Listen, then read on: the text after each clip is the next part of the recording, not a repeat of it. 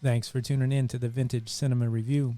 On today's episode, we're covering the 1983 classic National Lampoon's Vacation with Chevy Chase and Beverly D'Angelo. This is one of those classic movies that plays constantly on TV, and I'm sure you have seen it from time to time. Maybe you haven't sat down and watched it the whole way through, but sit back and enjoy this one because we're going to take you on the ride from the beginning to the end and hit you with some cool facts at the end, the fun facts everybody enjoys. Like who could have been in this movie and all that good stuff. So we hope you guys enjoy it. Speaking of which, if you're enjoying the podcast, hit that 5-star rating. Leave us a written review on Apple. It really helps us out. And sit back, relax, and enjoy from 1983 Vacation.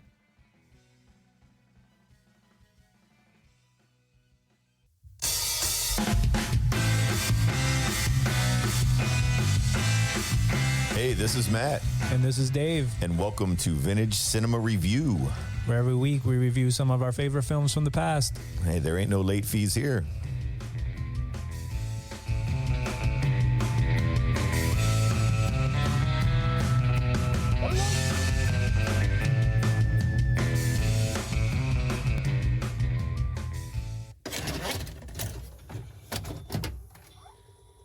Hey, how's everybody doing?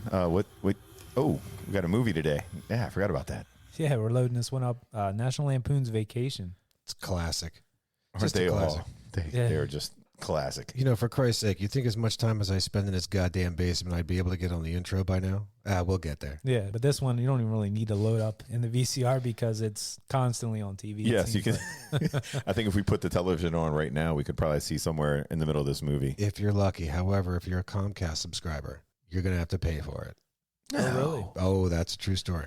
Well, it is on Netflix right now, so that's Stop. Yes. Yeah, it is. That's how I watched it. For free? Yeah. Why wouldn't Comcast direct me to Netflix for this? I don't know. Maybe Did you go search? Sons of bitches. I typed in vacation, and typically it's going to direct me to that, but it didn't. It had you rent it? No, I ripped it from the inner tubes. I got you. Okay.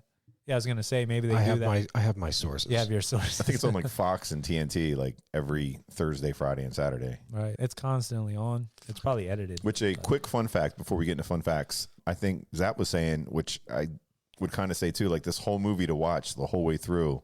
I think you see so many bits and pieces that you never really just sit and watch the movie. Right. So we're encouraging that today. We're putting it out there for sure. This is one of those movies that, you know, for anyone of this era. So this movie came out in 83, of course, and we're going to get to all these details. But for so many of us, this is one of those that when it's on, you don't care at what point it starts or at what point you catch up with it. Mm-hmm. You're just going to watch it until you're done watching it.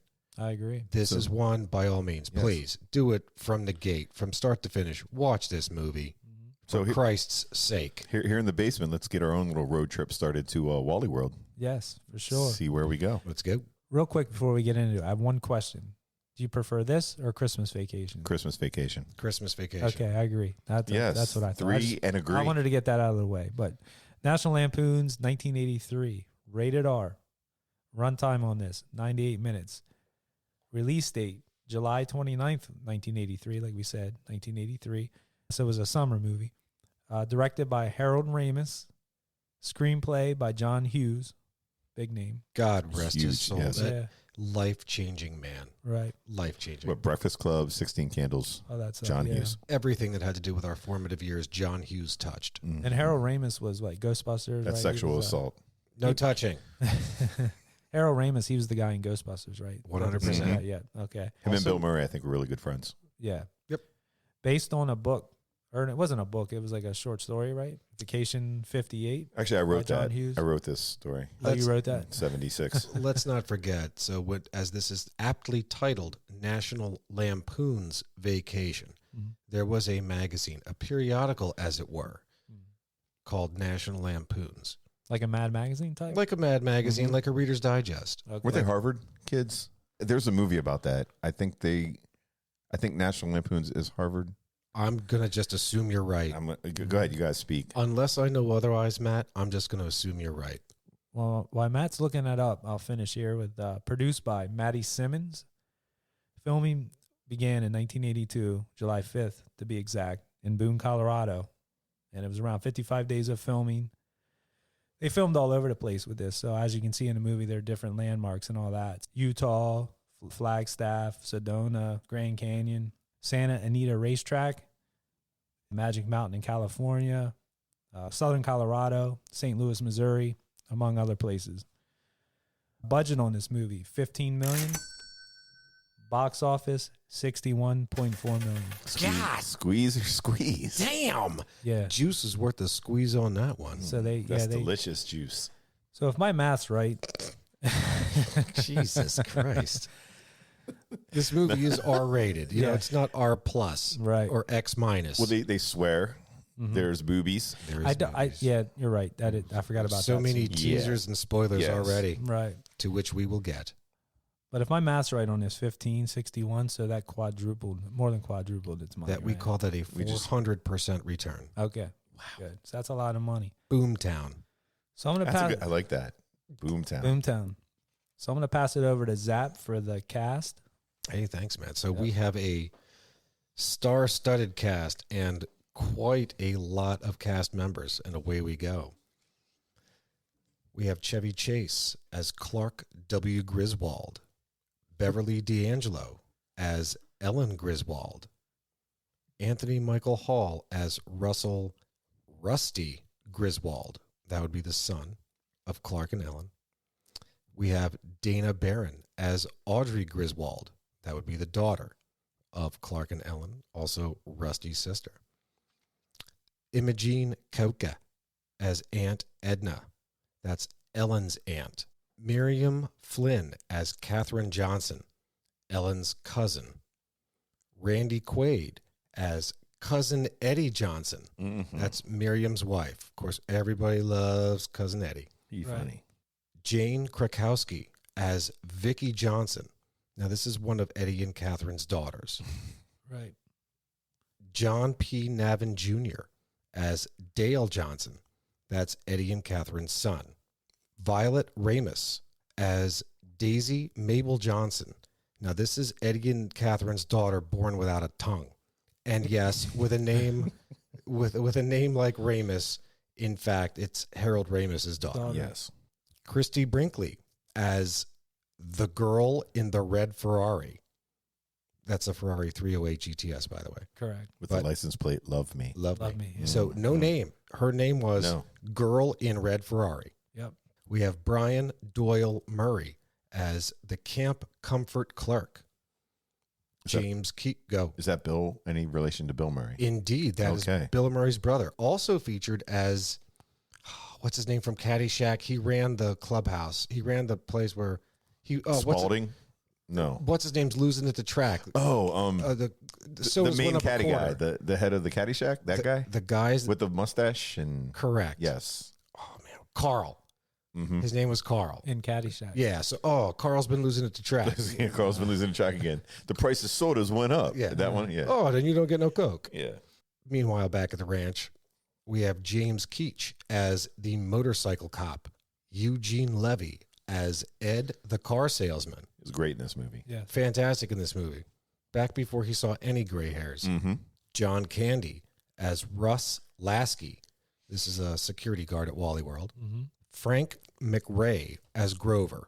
This is the other security guard at Wally World. To be clear, the other security guard at Wally World with a speaking role. Yes. Right. Eddie Bracken as Roy Wally, the owner of Wally World. Mickey Jones as the mechanic. John Deal as the assistant mechanic. James Staley as the hotel clerk. Popeye the dog as Dinky, Aunt Edna's dog. Yes. Christopher Jackson as the pimp in St. Louis, and Nathan Cook as the man who gave directions to Clark in St. Louis. In the hood. You see that place over? You don't want to go there. Yeah. You You find that empty car, you're going to find a dude in the car. That's my cousin. right. So that Imogene Coca, did you guys know her from any? Like, I knew that she had to be like reading up on this movie. Aunt Edna? Yeah, Aunt Edna. Mhm. I figured she had to be some kind of big deal or well known. I mean, she was well before our time, but I guess she was in Bewitched, The Brady Bunch. There was a show called Your Show of Shows with Sid Caesar. She was on in like 1950. So I guess she was kind of a big deal, you know, going into this movie. Back in her time. Back in her time. But it would have been before our time, you know what I mean? She actually had trouble acting mean in this movie. Yeah, she said, yeah, I did hear that part. Mhm. And then the other one in here, Jane Krakowski, who was a child in this movie. And then obviously we know her from, you know, stuff she's in now. But What is she in now, real quick? it was 30 Rock, and there was a couple other shows. I'm trying to think off the top of my head. But I saw a cool little fact on her just while we're talking about the cast. She was supposed to be in Sleepaway Camp, which came out the same year as it was like a horror. Do you guys remember that Yes. movie from like 1983? For sure. But she turned it down because the death was too violent. She didn't want to be in that movie, I guess. But that was the same year this came out. So she can talk about making out with her dad. right. That was okay. That was okay. Now, I remember that part, and we're going to get to that. Yes, we're going to get to that. I promise you we're going to get Yes. there. Mm-hmm. We're, jumping around. I can't say for sure, and this is just, let's toss this around in the listeners' heads. I can't confirm that she actually did anything with her father. No. All her father said was that she was the best best. French kisser.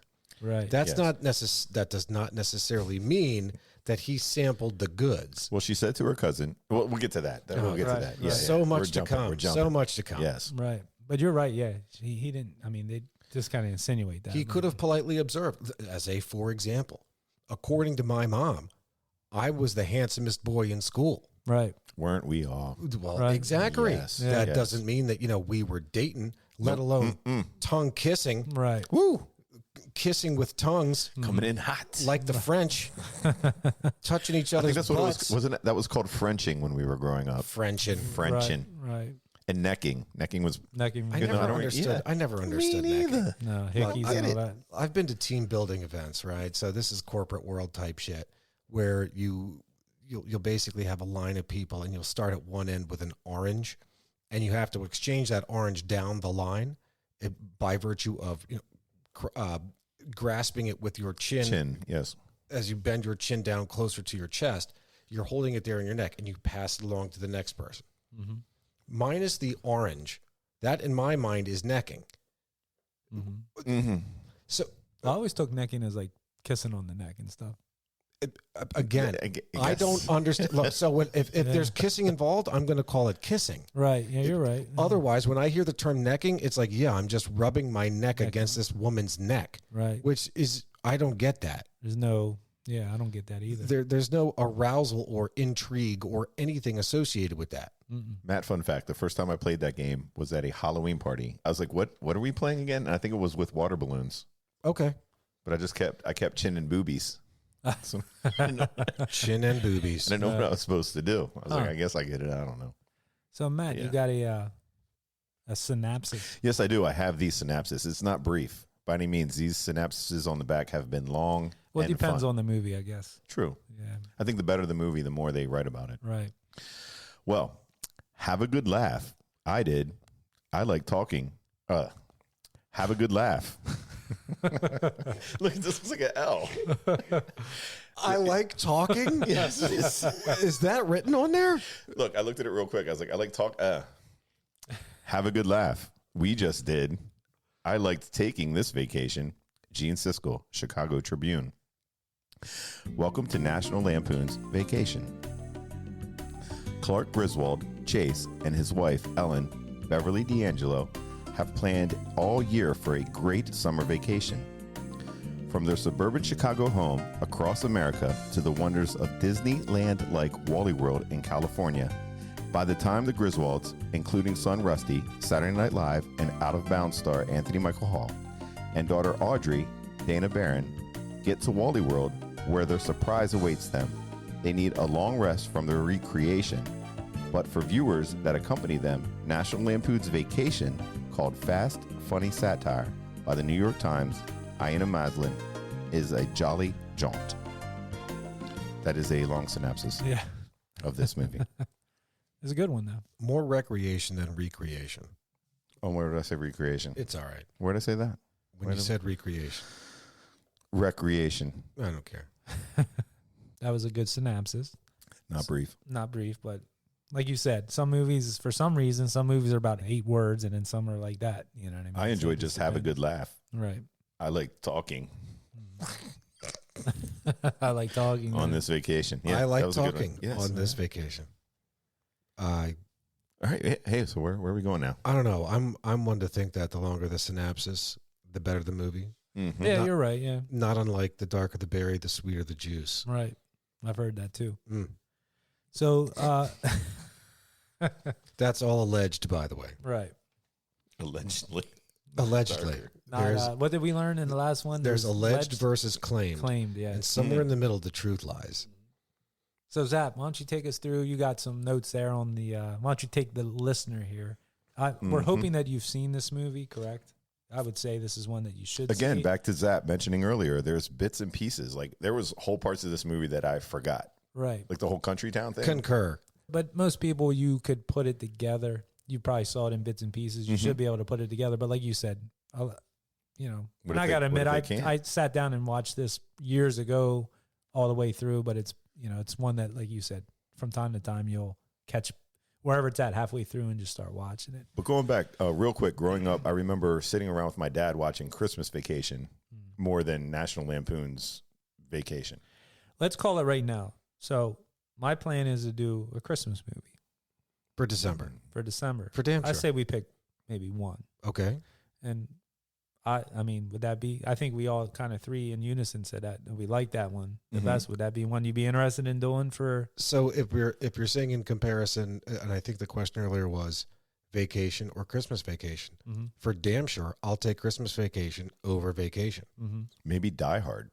Not Or a Christmas Christmas- movie, Christmas- and I'm not going to get into that. I am not going to get into that Debatable. goddamned argument. I'm not. Debatable. It is not a fucking Christmas movie. Right. That's not how that goes. Christmas was not the overriding theme. Theme of it. Yeah.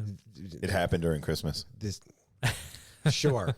And so did half of the murders that, if not all Wait, of the what? murders we've covered with respect to True crime stuff. True crimes. Does that make them Christmas killers? No. I say, all right, we can do Vacation. Yeah, I'm good with Christmas Vacation. Well, we can talk about it, but I There's just like thought that'd be a Home good one Alone. to throw out because we did talk about doing a Christmas theme movie for Christmas time. So, if that's one Christmas that we- Carol. yeah, there's a ton of them, but Who's Scrooged? That's a Christmas that's movie. a good one. Bill Murray. It is. Mm. Maybe we got to talk about it, but just wanted to throw it out there. But Much to discuss. yeah, but I know. Stay tuned. Yeah, for sure. Throw them out there, people. I know Zap got some notes written down about the movie, so we're kind of going to try to take you through it chronologically, and then we'll hit you with the fun facts at the end. But if you haven't seen the movie or you forget parts of it, this should kind of help refresh your memory. Yeah, for damn sure. As Dave had mentioned, this has got to be one of those movies that if you haven't seen it by now, for Christ's sake, please take the time to watch this movie. But if you have seen it by now, you're likely like Dave, Matt, and I, where you will catch it in the middle and watch it to the end. Or you'll catch it at the beginning and you'll catch a little bit and then you got to go run away to do something else. Yes, like doing chores around the house. That's right. in the background. I like it. And since we're on the topic of Christmas movies, or had been on the topic of Christmas movies, I would liken this movie to when they run the 24-hour marathon of A Christmas Story. Right. So you can pop out, pop back in, and eventually, over the course of 24 hours, you will probably have seen the whole movie. Now, that's just within one day, the same movie running back to back to back. Over the course of decades that this movie has been rerun, Pretty much. for damn sure, I hope that you would have seen this movie the whole way through, even if just by parts. Right. That notwithstanding, let's take this time and this opportunity to sit down, relax, and walk this movie through from beginning to end. Mm-hmm. Our story begins with Clark Griswold planning a vacation via a road trip from Chicago to Southern California, with the destination being Wally World. The purpose of this road trip is in hopes of reconnecting and bonding with his family, all by virtue of a car. Yeah, he wants to get the kids. He wants to get everybody together. Despite Ellen wanting to fly, Mm-hmm. this has to happen in a car. This is his dream vacation. Speaking of car, What, the Wagon Queen family truckster? so Clark had ordered a new car well in advance of the trip. Mm-hmm. But when he arrives at the dealership and finds that his car isn't available, he has no other choice but to buy the Wagon Queen family truckster He wanted the Sport Edition in metallic P. in Metallic Right. P. That's right. He did want some Sport Edition. Oh, no. Metallic P was the family. The color, right? Yeah. Yes. Truckster. He wanted Blue. I think it was blue. Something in Arctic Aztec. blue. Arctic blue. Yes. Arctic blue or Antarctic blue. Something like Right. that. And that car that I wonder that one that he ordered if it was this like the same make and model or if it was something like totally like a foreign car or something. Like you wonder what he was ordering, if it was something similar to that, like it was a wagon, but they didn't really. They didn't show it. No. Yeah, you don't know what it was. Skepticism back and forth would allege that the wagon he had ordered was smaller. Right. Certainly a sportier model. Mm-hmm. I'm guessing rally wheels. Something. Mhm. I don't know. But The car salesman was, Eugene Levy. yes, and he called for, what was the name? Because they use the same name in Caddyshack. They're like calling the guy that's supposed to be in charge of, oh my God, what was the name? Spalding? No, it wasn't Spalding. Carl? No, he I don't kept calling remember this the name. name. Judge Smales. No. All right, never mind. But I can't We'll have to think of the name. look that one up. Yes. Okay, guys, go ahead. But I understand what Matt's saying. So Matt's basically saying, oh, well, I've got to get, this is Eugene Levy's guy. You know, his character. Yeah, I've got to he's get to the blaming bottom of another this. person, yes. I've got to get to the bottom of this. And he's, hey, whatever your name is. Not Spalding. Not pork chop. Not what was the name of the steak he called Porterhouse. Porterhouse. Porterhouse, yes. Is that the name? Is that what he called him? I think that's Porterhouse. what it was. Porterhouse. Get on, where's his wagon? I don't know, sir. Yes. Okay. I think it Well, was the that's same. it, and that's where it Porterhouse. ends. That was actually pretty funny. And this is after Caddyshack, right? Caddyshack came out in like 80. So this movie. Yeah. Okay, That's correct. All right. Yes, but Eugene Levy's like, Porterhouse, where is? Right. Right. Yes, You bring it know, up here. Where's Mr. Griswold's car? I don't know, sir. They demolished that. No, so that's okay, but it just ends. Now, this is with the ordering of the car. So where is his car? How did it get ordered? The guy says, I don't know. Mhm. And then that's just where it ends. It just ends so coldly and dryly, and everything just walks away. And Eugene Levy, of course, is like, oh, I guess that's that. Mhm. We don't have your car. But what we do have is this Wagon Queen family truckster in metallic P Mhm. waiting to go for you. So, of course, Clark, a.k.a. Chevy Chase, Clark Griswold, gives the car salesman Eugene Levy a bunch of shit like, hey, man, that's not what I ordered, blah, blah, blah. I want my old car back. I'm getting the hell out of here. In the meantime, in the seconds, if not minutes at tops, that this whole conversation happened, this guy's trade-in crushed, flattened, Mhm. done. Mhm. Oh, well. There's nothing to drive home in, so they need That's to drive right. home. And here we are. The guy gets stuck with the Wagon Wagon Queen Queen. family truckster in metallic P. Mm-hmm. Makes his way home, convinces his wife that it was a good idea. Hey, it's okay. I got this car. This is blah, blah, blah. Whatever. He churches it up. This is Repeats the same things that the car salesman told him. correct. Look, I've been had, but I didn't have a choice. So whatever. I have to, save face here. Ends up go. Oh, no, I just in that part too. She's like, should it still be running?" It's just He's like, making "Oh yes, noises. honey. This is all new cars do this." It's already falling apart. It's like, That was hilarious. yes, What that made me laugh. What causes that mechanically? The engine is still knocking as it Pinging and goes. doing all that. It's still knocking, like it's burning off like extra Well, carbon or extra Yeah, you're shutting it CO2 off. or some shit. I know two guys that listen to our show pretty Mhm. religiously, and they will know. Okay, And they're probably definitely listening to this episode, so I will find out. because my Volkswagen Passat did that. I would shut it off. Uh-huh. I would get out of the car and it's like, Yeah. My 1968 Pontiac Catalina did that as well, and we will get to that little fun fact in a second. Okay. So, cars home, family's home, everybody's home. Let's talk about this vacation. So, Clark and family, at least Clark and the kids, he's plotting the vacation on his computer, which I think was either a Tandy or a TRS-80 or it was an Apple. I couldn't. I be believe sure. it was an Apple because that one big piece usually came. So okay, Yes. so that was an Apple. But what I found interesting is that he had it hooked up to his Television, yeah. So this, along with the video game system, like nobody had monitors back then, and I believe we've talked about this before. This is just basically you just tying into those two screws that are on the back of the television, Right. that an antenna would otherwise be connected to. Bang! So here he is dialing Two prongs. 2 prongs, 1 computer. He's dialed into his telly equally while they have the gaming system tied in. So you see a little crossover there, which obviously could not possibly happen. No. Where a little makeshift Pac-Man is chasing after the family truckster on the screen, and then Audrey comes in. Yeah. Space Invader shooter Audrey comes and shoots the. Thank you, Audrey. Thank you, Audrey. Anyways, vacation is plotted. They're ready to go. Mm-hmm. Bags are packed, loaded on the car. Of course, they couldn't back out of the garage without knocking off all of the goddamn bags on their way. But after everything gets repacked, the road trip commences. Ooh, real quick. To the tune of Blitzkrieg Bop, by the way. Blitzkrieg Bop. Yes, that is a great song. Yeah. But real quick, before, when they were in the kitchen planning the road trip. The dishes. Yes, the dishes part. No, give it to me. What do you got? Go ahead, Dave. No, like Matt said, she's cleaning the dishes off, handing them to Clark, and he's putting them right back up into the... But these are like, there's like, is it like salad dressing stuff all over? She's just wiping, like brushing it off. Brushing it off. And he's putting them right back up into the cabinet, not even like... I did not take notice of that at all. Yeah, to this time, it says it's one of Chevy Chase's favorite parts because like a lot of people don't see that unless you like us. We delve into the movie and get fun facts on it. But he just wipes it off and puts it in. Like there was no washing. So he puts a dirty dish back up into the cabinet. Right. Which was completely like he just did that. It was like he was he was supposed to be putting him in the dishwasher while he's talking to his wife. He's just putting him in the cabinet. That's zany Chevy Chase. He is wild. Yeah. What will he do next? Well, what he will do next is commence his road trip. And on his way, as they're leaving, stops to buy gas.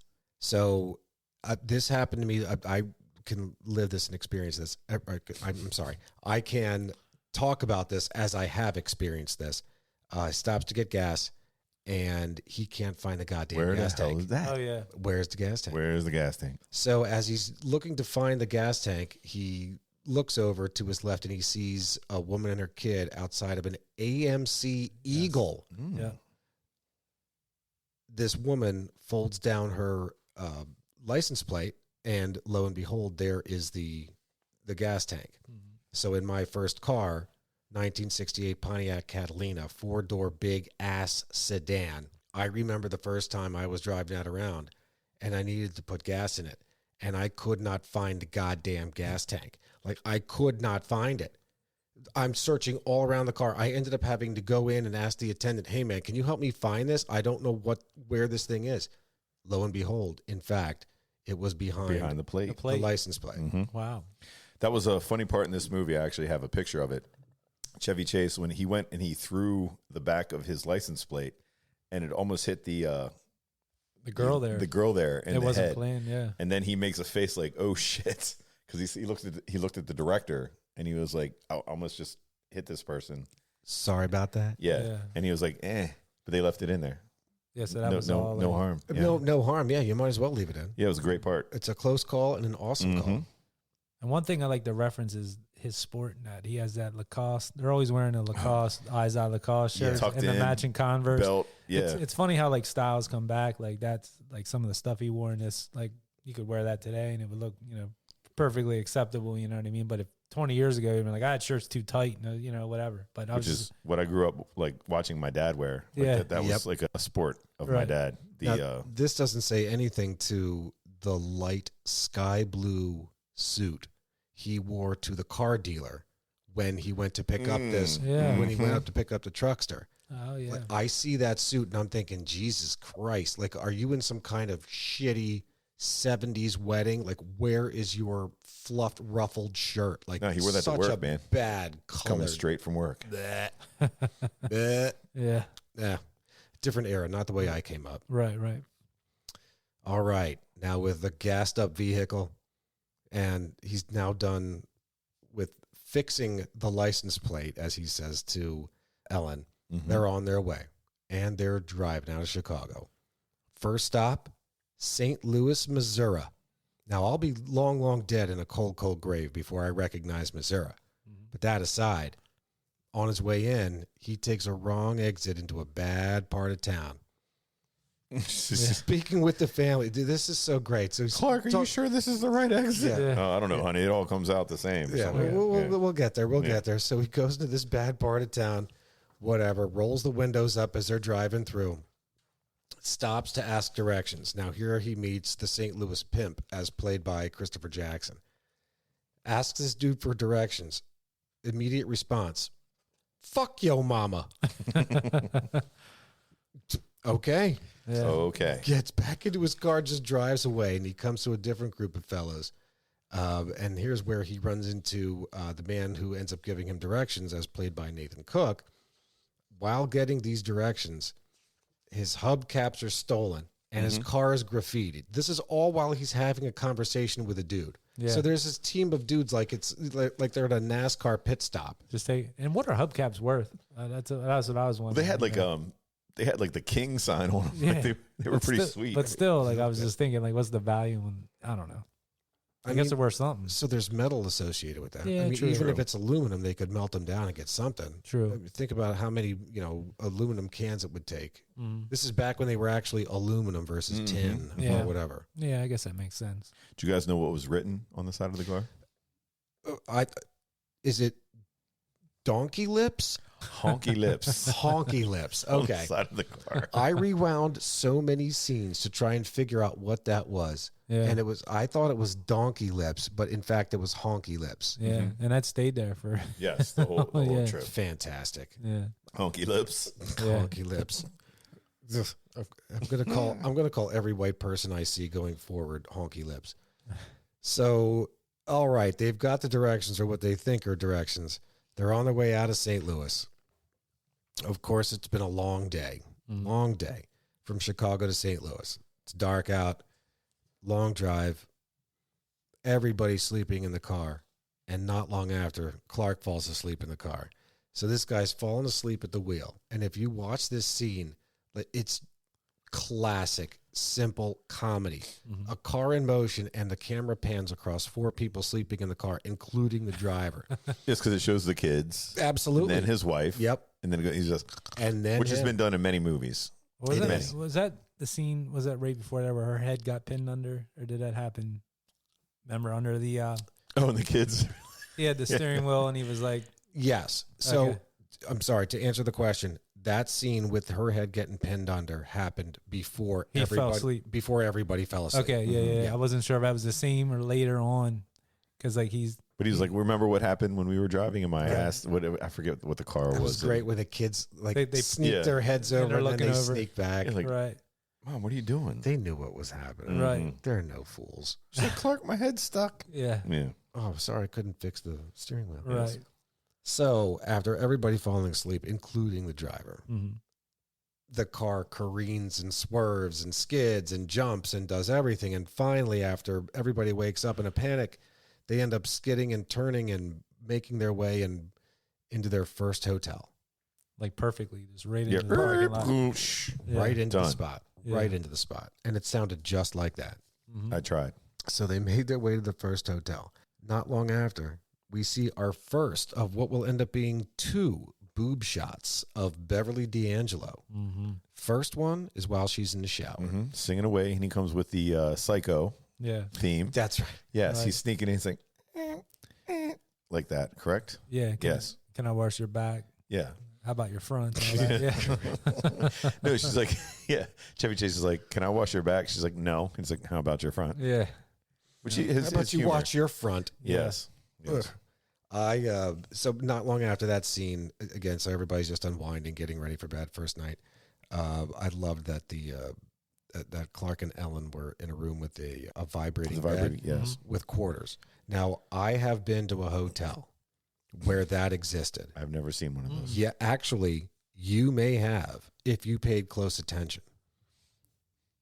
Congress? Congress. So no, actually, right down the road, Clover. The Cloverleaf. At the Cloverleaf. Okay. I swear to God, that place had All a right. bed with quarters because after prom, we went there and we partied our asses off. Yeah, the cops came. We all ended up Correct. in the That's mud right. Yeah, back I was behind. there. Remember that? Weren't Yeah, there we were all there. Cemetery down there. Yes. Yes. Correct. Yes. Yes. Correct. There was like, we All were of giving like that. piggyback rides because it was all muddy. Yep. I remember, great day. Remind me Gosh, on that. I love that. On that bed, we'll get to a fun fact about that. Maybe you guys have it. Maybe you don't. I don't. Okay. No. I'm intrigued. We'll save it for the end. Ooh, I'm gripped. Okay. Do you want it now or do you want it? At the Oh end? no, I want it at the end. Okay, we'll save it then. Yes, but Clark W, he's a horny little dude. He's a horny He- dude. Yeah, he He's Beverly D'Angelo, good looking. He's was just a a- horny dude. And I'll get just to a that horny too. zoo. Yeah. He's got a pile of quarters waiting to go. And Yes, then this he's thing, ready. dude, Yeah. like he absolutely, it's clear that he unrolled a $10 roll of quarters and he's ready to ride this one out as long as he can. Alas, the bed malfunctions. And they're just shaking the shit out of themselves, staying on this bed, so they crawl on the floor. Mm-hmm. He wants to get it in. He wants to get it in. He wants to do something. So it's a long day. Mm-hmm. Kids show up. Kids get the hell out of here. Blah blah blah. The mood is ruined. Alas. Well, no, they're in the. Wait, is that the part where he pulls her panties out of the sleeping bag? Yeah. Yes. I don't know if it was her panties or her bra, but I know he's pointing at the kids. Yes. Some undergarment of hers is stuck on the end of his fingers. He's pointing at them. And Anthony Michael Hall is like, where's mom? She's like, I'm here, kids. As he's pointing in a different direction. Yes. That's priceless. That's absolutely priceless. It is good comedy. I mean, yeah, it's just funny for the reason that it's funny. Look, in my opinion, this is certainly Chevy Chase at one of his finest moments. Mm-hmm. Yes. Absolutely is at one of his finest moments. Because honestly, he was on in the comedy world. He was like the pinnacle at that time. Oh, 100%. Absolutely. Yeah. SNL and all that. Mm-hmm. This night at the hotel, evening came and morning followed. The next day, they're off to the races. Their next stop after the hotel, they make their way to Dodge City, Kansas. Which I forgot all about that part. Yeah. So I watched the movie again. I completely forgot about that as well. This is one of those things where you blink and it's going to be over. This is at best 5 minutes of the movie, at best. So these guys go into Dodge City, where it's all, for lack of a better word, poser all day. It is a made-up town, or I should say a town that exists, but it's made up to be a tourist attraction. This is where Wyatt Earp walked, fellas or kids, whatever. That's right. That's right. So it's a frozen in time town, and everybody is dressed up to make this a touristy town. Goes into this bar and decides that he wants to play along with what he thinks is a bartender who is playing along. So this guy, Clark, he was warned it was an ornery fella. Yeah, that's right. He was warned by not the sheriff, but the marshal. Mm-hmm. And then Anthony Michael Hall is he's like, Dad, that's not even a marshal. He's wearing joggers. Yeah, sneakers on stuff. Jogging shoes. Yes. Not sneakers. Not even tennis shoes, but jogging shoes. Yes, joggers or whatever he called them. It made me think of Frontier Town. Remember that down in Maryland? Oh, Ocean yeah. City? Absolutely. Yeah, where they would like get bank robbers and it was that kind of stuff. Were you like, what's the places you dressed up in Ocean City? Well, that's for the old-timey photos. Oh, okay, but I'm old-timey talking photos. about, there was Frontier Town. When I was rural, I remember going there and they had, like, you would interact with, they would have trained robbers and all that. It was similar to that, yeah. Oh, yeah. I don't recall. It was a thing. Yes. Cool. Yeah. We should bring that back. Well, I don't know. Today, you probably get sued if you touch somebody. Well, that's the thing. It was interesting enough that they had cowboys and Indians at the beach. Yeah. Like, that didn't make any sense. Yeah. This isn't the Wild West. This is the way wild east against the ocean. Yeah. And so it goes. So in this bar scene, he's given the business to the bartender, calling him every cow poke or cow dung, or pick a weird name that you would call Yellow belly. That's it. Yeah, thank you. Blah, blah, blah name he can give the bartender. And then the bartender pulls out this shotgun. He pulls the shotty on him and unloads. So when Clark gets shot, quote unquote shot, yes, and just dives to the side, I swear to God, I thought the guy had been shot. Like, For real? Yeah, man. The way he just moved, his corpse just jumped to the right. But in fact, he certainly then claims to us like, "Oh, did you see how I played like I was being shot?" Mm-hmm. Honestly, I think he was just trying to dodge bullets, because he for damn sure pissed off that bartender enough that when he finally wanted a drink, pardon me, sir, may I have a? yes. Try sweeten them up. Yeah, he definitely cleaned it up a bit. So they leave Dodge City after this lovely encounter with the bartender, etc. And while on the way, this is when we first catch a glimpse of Christy Brinkley. Love me. Mm-hmm. In her red Ferrari 308 GTS. And as she drives by, you see the plate, "Love Me," on the back of it. But Chevy Chase, Clark Griswold is just enamored Enamored by this young lady. And we look, like, that song is like, little boy blue. Yeah, What the hell is this? Some might say engorged, right. Oh, but yes. definitely enamored as well. Enamored. Okay. Well, we were talking about this at work, and I told a guy, I said, we're doing this tonight, going to record tonight or whatever. And he said, we were talking about Christy Brinkley, and I was like, I wonder if she was with Billy Joel at this time. And he looked it up, and I guess they were dating at this time, Okay. but maybe not married yet. I'll say that's possible, because there is a fun fact I want to get to on that one. Okay. Yes. Well, that'll come to the end then. Yeah. What was So the you can either confirm that with that, then you're saying? Or? I can't speak to her involvement with Oh, Billy okay. Joel at the time. However, there is something that I would think that would allude to one way or the other. Okay. off track to get back on real quick? What was that music video that he had her in while they started dating? Uptown Girl. Uptown Girl, Yeah. Christy Brinkley. Okay, thank you. Yep. Great song. Good video. Mm-hmm. So as Christy Brinkley swiftly drives by in her red Ferrari 308 GTS, their next stop, the infamous stop, Cousin Eddie's house. Oh, yeah. Yes, Cousin Eddie. I mean, how do you even start with this one? How do you? This visit is priceless. So this is the family of the Griswolds visiting the epitome of white trash America, Right. in their own family. So think about that, right? Like, so you have to take this all in and accept it. And look, I love him and it's family and blah blah blah. But Jesus Christ, you've got you're starting a worm farm. You don't have a job. You got a metal plate in your head. Your daughter's selling pot.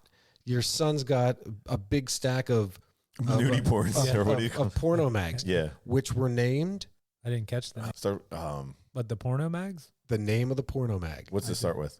S. Is it swank? Close. No.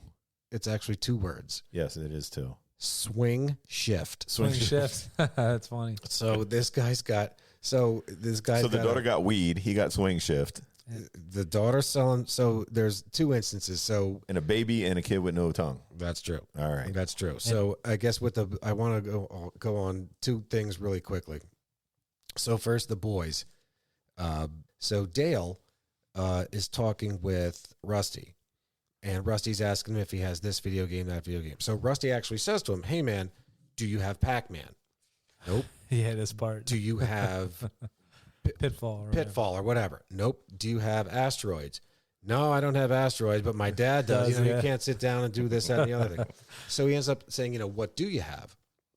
He says, well, I got this, a stack this tall of, Yeah, it's like this nudie all mags. nudie mags. So it is interesting as they're up in Dale's bedroom looking at these, these porno mags, right? I should say directly from audience view to the right of Anthony Michael Hall, Rusty, as he's reading these, is one of those little miniature, like foot tall Pac-Man standalone video Arcade games. games. The little guys. Yeah, the little one with the No taller than, let's say like a mic screen, stand. Yeah, a screen Right. like that. Right. But this is after he asks him, do you have Pac-Man? One thing on that, I don't know if you noticed, but when they were in the car, the Griswolds, he had that packed up. So that was probably hit. It could be Oh, his. Anthony Michael Hall. yeah, brought because it. if you look, Okay. in Good catch, you in- guys. Hey, Ooh, no, wow. thank you, Dave. I did not take I- notice to that. I did notice that watching it when they were leaving on vacation. I saw it behind the daughter in the back of the car, and I was like, "Oh, those little Pac-Man arcades." So Yep. he probably brought it in for them to play with. I Well, would assume. shit. Yeah. Well, then Dale wasn't lying. No. I And don't Dale think he certainly was. wasn't lying about his stack of swing shift magazines. Mhm. Right. Then on the other side of the, adolescence, The 2 girls. we have Vicky, Mm-hmm. the daughter, who, while Audrey is poking fun at her for being a farmer and winning awards for an awarded pig. Yeah, she's like, you tell people that you raise pigs? She's That you like, raise- yeah, of course. Yeah, but so I don't know if you know it, says Audrey. I don't know if you know or not, but it's not necessarily cool being a farmer. To which, Really? to which Vicky immediately responds, "Oh yeah, let me show you this." And so she pulls out the shoebox full of weed, growing that weed, Growing it. Just yeah. It did look like just weed. pushing that I weed, don't even know what that was. slinging that weed, Yeah, she was slinging Right. weed making all that over the money, place. hustler. One of my favorite lines from that whole interaction, well, not between the kids, but when Eddie's cooking up the burgers, he's like, I don't know why they call it hamburger helper. It It's good. does very good on its own, Yeah. or something along those It holds lines. well on its own. Yeah. I think the tuna's good, but man, Yeah, that's right. He Yeah. says about the tuna. That Yeah, we was forgot funny. the whole outside picnic area. The daughter has like her hand. just Oh, working dude, that the was Kool-Aid. so nasty. She's making Kool-Aid, and the spoon is laying right next to her, right next to her. What was with the ketchup? So the real ketchup or something. Yeah. So I don't the, know, it the was ketchup, something with the the ketchup that ketchup was comes funny. into play after Ellen comes over to Clark and gives him a bun with no burger. Clark says, "What? No burger?" And Alan's like, look, there's only so much to go around. Come on, you can just have a bun with ketchup. So he takes the bun and he starts applying ketchup. And as he looks at the consistency of the ketchup, you can see the consistency of this ketchup, like it's dripping like weird. It's dripping like tomato sauce. Yes. Right. To which he asks Eddie, real tomato ketchup? And Eddie's like, oh, yeah, only the best. Only the best. Yeah. Yes. Which is essentially Eddie just ground up a bunch of tomatoes and threw it in a Threw it in to make. And this is where Aunt Edna hits the scene, right? And he goes, Aunt Edna hits the scene. mm-hmm. And Aunt Edna is, by force or boy choice, looking to get the hell out of there. She's going to need a ride to Phoenix. And so they are soon off on their way to Phoenix. But oh, shoot, we forgot the... not before. Yes. Not before. Two things. The monies. Eddie asks, man, Matt, you are on point. Kudos to you, Matt. Thank you. Thank you. Before Cousin Eddie asks Clark for $52,000. Well, no, he doesn't say that yet. Go ahead. What do you got? No. Aunt Edna, she goes, like, he's beating around the bush saying about just asking for the money. She's like, God, just asking for the damn money. And so Clark gets in his wallet. Yeah, starts breaking out like a $50 bill or something. And he's like, well, what do you need there? And he's like, what about $52,000. He starts stuffing the money back in. Right back in. And goes right back to his pocket. Second movie now Classic that we've part. done with roughly $50,000. Oh, that's Yeah. right. Yeah. That's right. If you take it back to less than zero, but did they? A lot I of forget. money. What did he say he needed it for? I try to forget that one. Yeah, I know. So Oh. what did they say he needed? I forget. With Cousin Eddie, what was the money for? They were going to take the farm. Yeah, the bank was going to Yeah, the foreclose bank- on yeah, the the house. bank. I gotcha. Okay, They didn't have the monies. right. That and he'd been without a job for a while, and something about the size of his plate in his head was messing. Oh, he didn't get the money from the government that they were supposed to give him, but the plate was too big. Yeah, that's it. Yes. That's it. Okay. So they couldn't hit him up with the money for it. Additionally, before they jet off with Aunt Edna, in a stroke of kindness and gratitude, Eddie gives to Clark, quite possibly, Mm-hmm. the coolest pair of white loafers you will ever find. But you can get them on the internet. Yeah. Mm-hmm. Really? Yes. We should all wear them to Christmas together. Shit, I yeah. would. Shit, yeah. Well, they were in the movie. I'd wear Christmas those every movie. goddamn I day. think so, yeah. They were in Christmas Vacation too. I Mhm. think he had them on when he had the dickie on under the sweater. You could see through. He had his white. Those are like Gucci's, man. Those things are like... They're so They're Fat real Farm. nice. I think they're Top Fat money. Farm. They might I be don't Fat know. Farm. Might be. They're nice looking. Yeah, they are. They're sharp. They are cool as shit. Yeah, it's a Mhm. good idea. Yeah, it is. With a Lacoste shirt Yeah. and a belt. Classic. Yep. Well, with a brand new pair of white loafers Mhm. and Aunt Edna in tow and Aunt Edna's dog, Dinky. So stinky. So dinky. So That's a dinky. good one. The Griswolds and everyone else, the Griswolds and Aunt Edna and the dog and the shoes, All hopping in the they're- truckster. off in the truckster they go. Next stop, let's have a picnic. So they stop for a picnic, passing out sandwiches, bologna, Who shows up? and who shows up? Christy Brinkley again. Mm-hmm. Now, what was she doing? Like a photo shoot. it Well, looked yeah, like. but like No, nobody's but there was taking like her a pictures. trucker. No. I think they were like... I didn't get that part either. This whole scene didn't make sense. There is a semi. There's a truck, an 18-wheeler behind her. A True Value one. Yeah. Yeah, and Yeah. the dude's just standing there doing whatever, pretending to work on his truck, but really watching her. She's looking at Clark, Dancing. posing and modeling and dancing Mm-hmm. to a song, possibly, allegedly, assumedly, playing in her car at that same time. Yes, I think they were going to that because he was little. And Clark is dancing along with a bologna sandwich. smacking the bologna, like losing Yeah. it like lips. Yeah. I loved there was parts where he would just spread the bread apart and there was the bologna and he would shut it back Shut it up and then shove it to the side. Yes. Basically, he's There doing was innuendos. yeah, he's doing behind innuendo. that. Thank you, man. You are firing on all cylinders Oh tonight. wow! Bow bow bow. No, Bow, bow, bow. you are killing it, man. He's doing the lambada I would like to thank Trogs Independent Brewing Company for this moment of for clarity. this moment of clarity. Right. Yes. So he is dancing the lambada with this bologna sandwich, Mm-hmm. trying to, in some way, shape, or form, entice or turn her on. Like, yeah, I see you're dancing over there, and I'm dancing with this. But the sandwich. truck again. There's a truck. There's some dude looking Just in the there. Ferrari, It's and there's just some there. guy sitting in the Ferrari seat while she's standing in a white dress, Doesn't make a lick of sense. looking at Clark. There's was not definitely a Yeah. camera running. There's not, but indeed, Nothing. that was definitely hot. Oh, and then it's discovered that the dog peed on all of the sandwiches. Mhm. Yeah. And Edna don't give two And shits. No, Let's, Aunt Edna. So Clark spit his out. Aunt Edna kept on eating. Like no big deal. Yeah, she's like, it's a dog. It ain't Cool. no thing but a Chicken wing. or peed ass bread. Yes. All right, let's pack up this basket and go. Next stop, South Fork, Colorado, where the family stops at Camp Comfort. Stopping at Camp Comfort, they meet Brian Doyle Murphy's character. Well, is basically the clerk at Camp Comfort. Mhm. He's not named. This is Bill Murray's brother. This campground is more like a glamp ground, but Mhm. not glamping like I would otherwise consider glamping, having been a camper myself. They weren't This- exactly tents. They were more of like No. a house tent with doors, but beat down like Just- old. Just Yeah. people passing through. I think for a place Yeah. to stay. They've been traveling for 20 hours. Yeah. They need to sleep. The pool was all beat up. Looked green. It had you know. geese in it. Geese, Yeah. yeah. But you couldn't swim in the pool. No. No, definitely no swimming allowed. And it was what, $37, they said. Is that what it was? But I Well, think you for made it- three but that- tents. but wait, It was did- 3 tents for like 37, and they were like, what? Like that seemed to them like a lot of money. And he's like, It's- they're very nice tents. yeah. They also needed his name and address so they could send out a mail. Mailer. Mailer, yeah, you're right. While he's eating his, what do you have, watermelon? He's like, yeah, so, yeah. Sign right here. send out the mailer. Murray played such a good character in that. Yes. Oh my God, so good. So after a night, evening comes, morning follows. Everybody's on their way.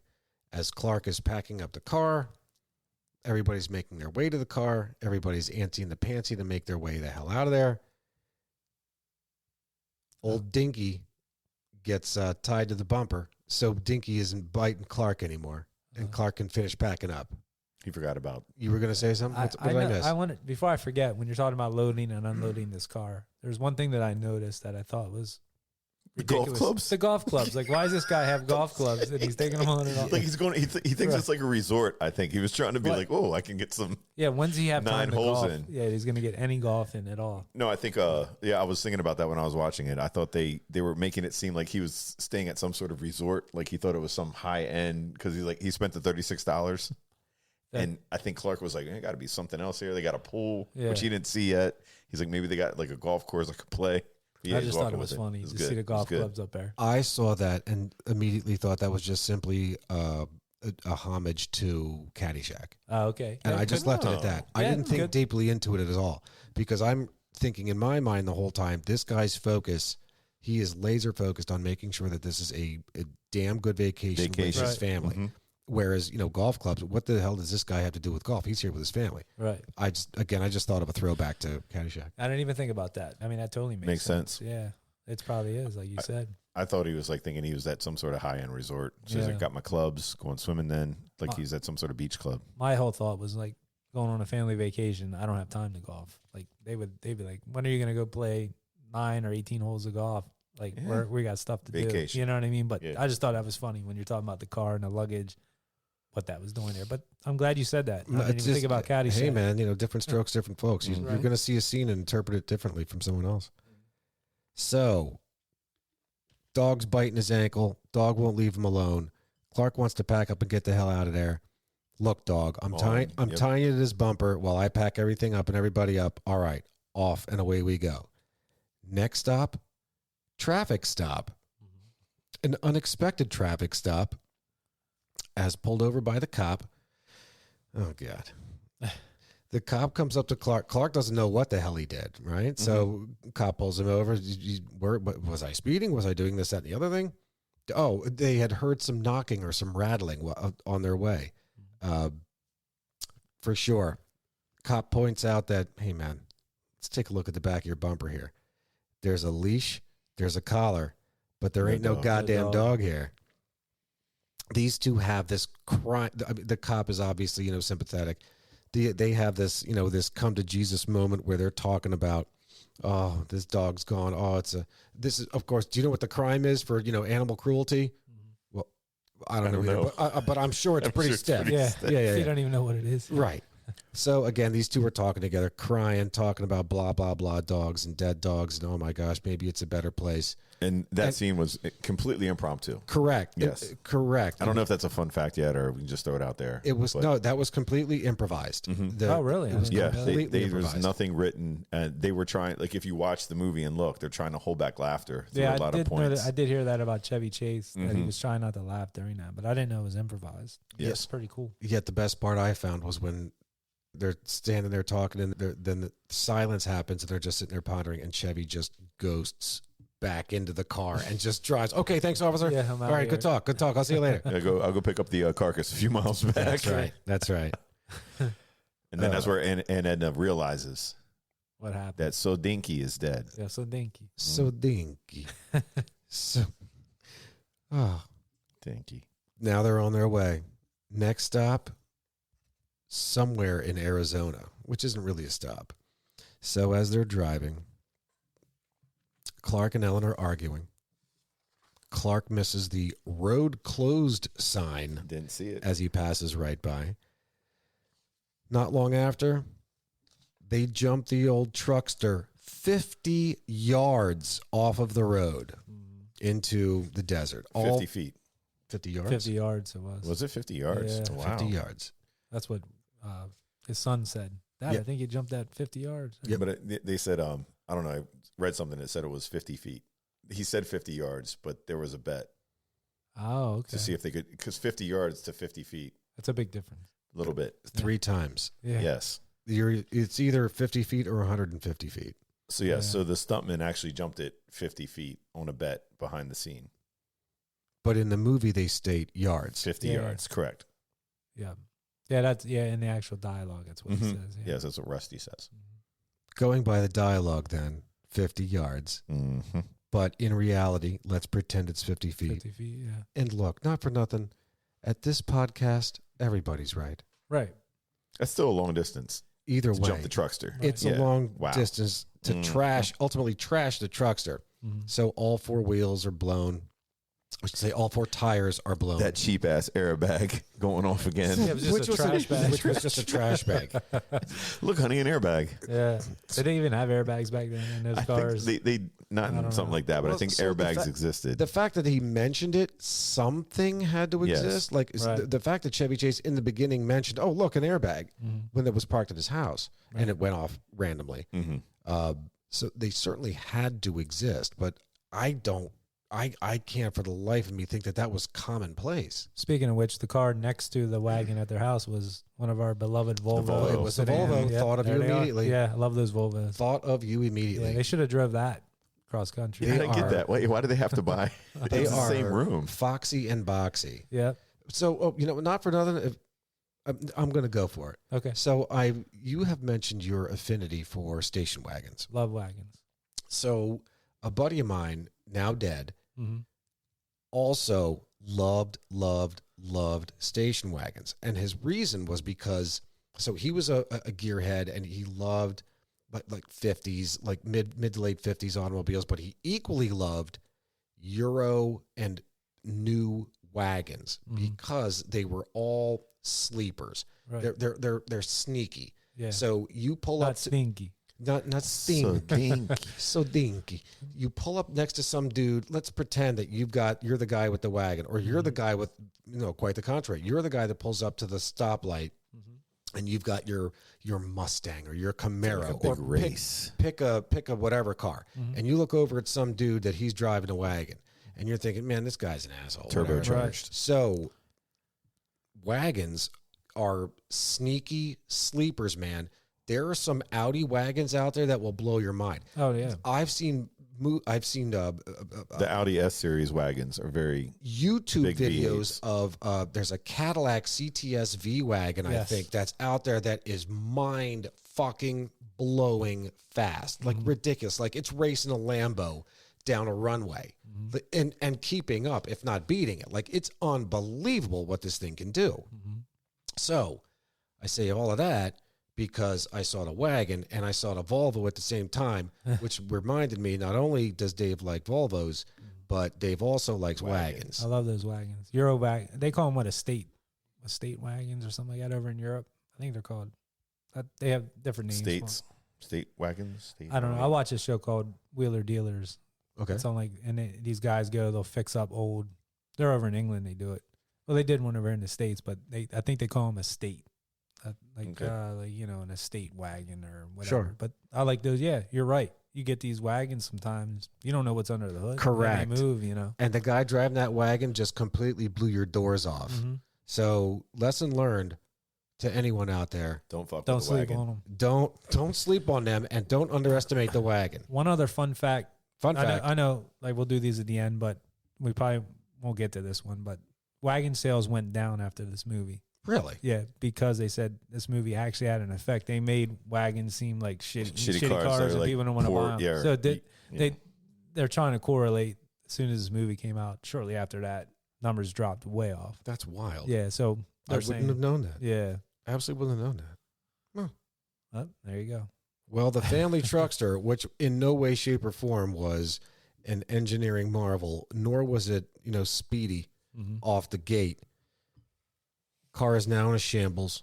4 busted tires, a busted car, steaming. It's all jacked up. They need help. And before they go and search out help, Rusty and Clark share a beer.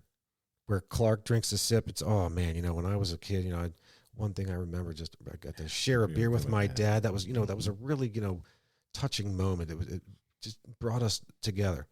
Rusty slams the rest of the beer. Clark takes a sip. Rusty slams the rest of it. Which the beer can was actually empty for anybody watching. Noted. You could tell with Rusty's fake gulps. Right. Anthony Michael Hall, you could do better. Yeah. For an actor, such a better actor, you could do better. So after the beer sharing experience, Clark wanders off into the wilderness of the desert.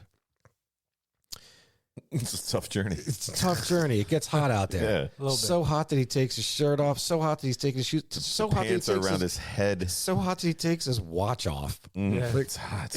Man, that wrist must have gotta make a difference. Yeah. Really hot. But belt tied to his forehead with the pants hanging off it.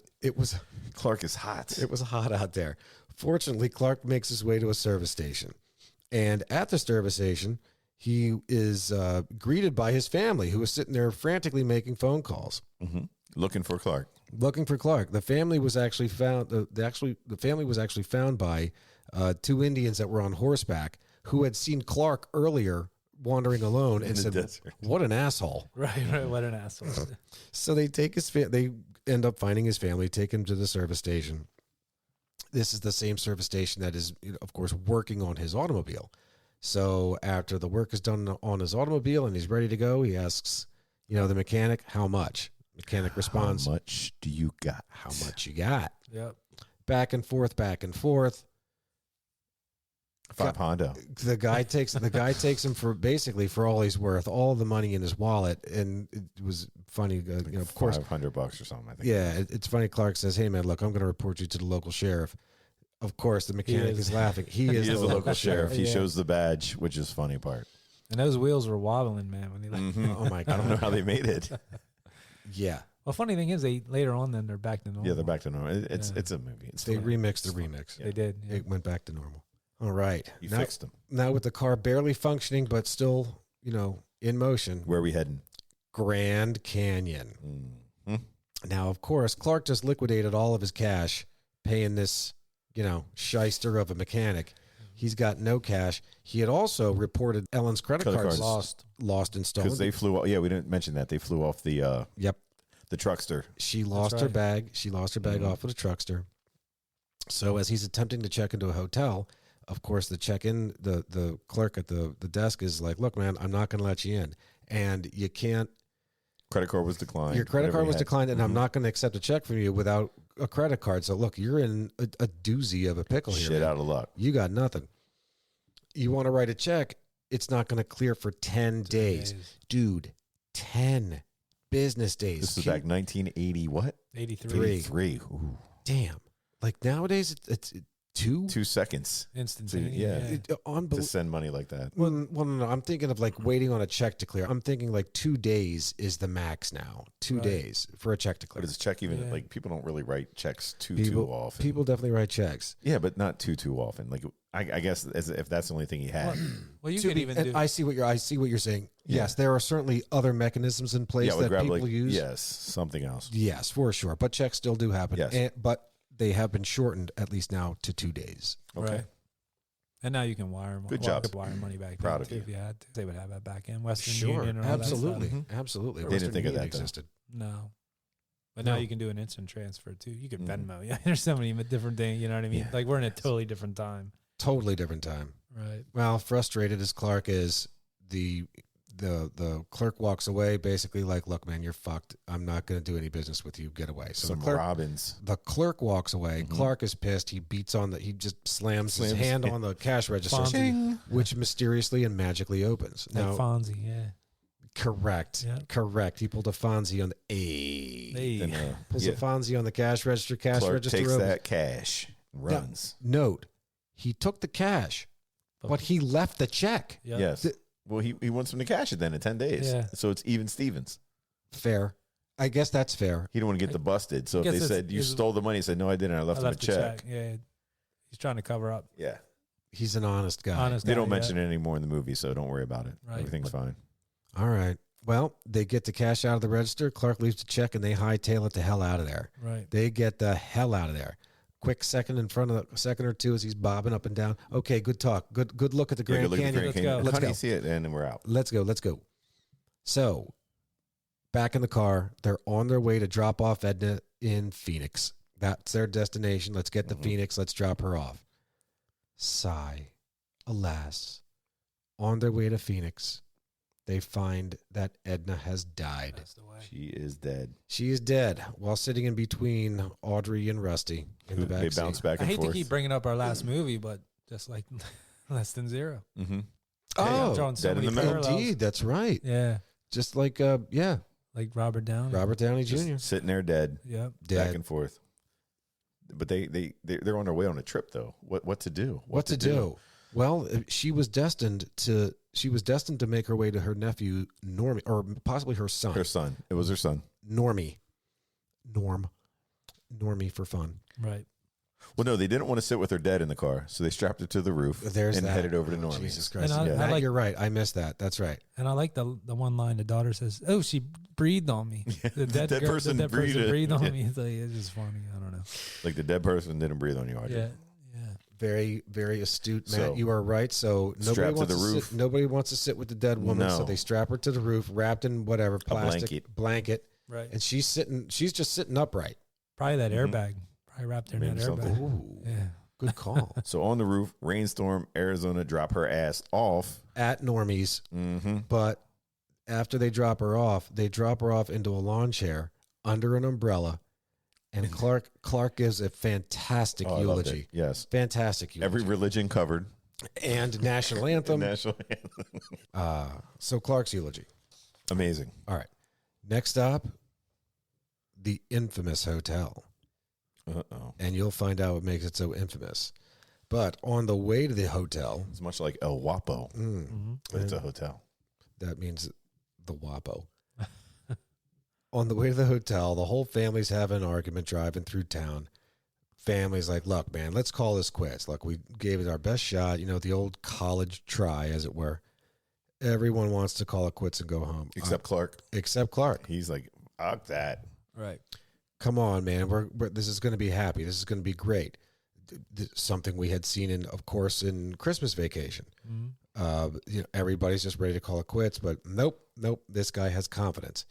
I found it thing that he ended up mentioning, essentially paraphrasing, you'll be so happy. You'll be whistling zippity doodah out of your assholes. Yeah.